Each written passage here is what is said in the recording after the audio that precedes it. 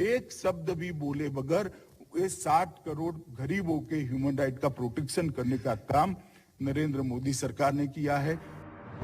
After referring to migrants as termites and poor farmers as anti-nationals, the Home Minister says the BJP government has protected the human rights of the poor, the backward and the needy in the country.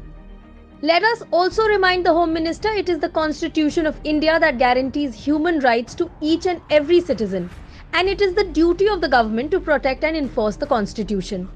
The BJP government has failed to do its duty and has on many occasions committed heinous human rights violations itself.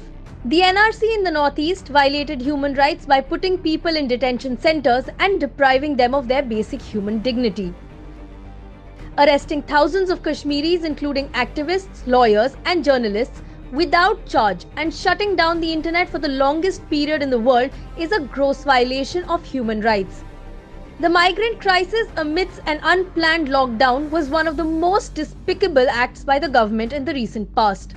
The poor and the needy were not allowed to return to their villages and were instead beaten mercilessly and treated in the most inhumane manner.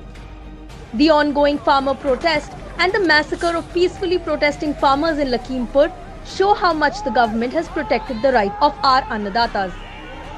Even increasing mob violence against minorities by extremist groups and violent attacks on Dalits under the Modi regime highlights the poor state of human rights in the country. And how can they even begin to explain the late-night cremation of the Hathras victim, where every possible fundamental and basic human right of the victim and her family were violated?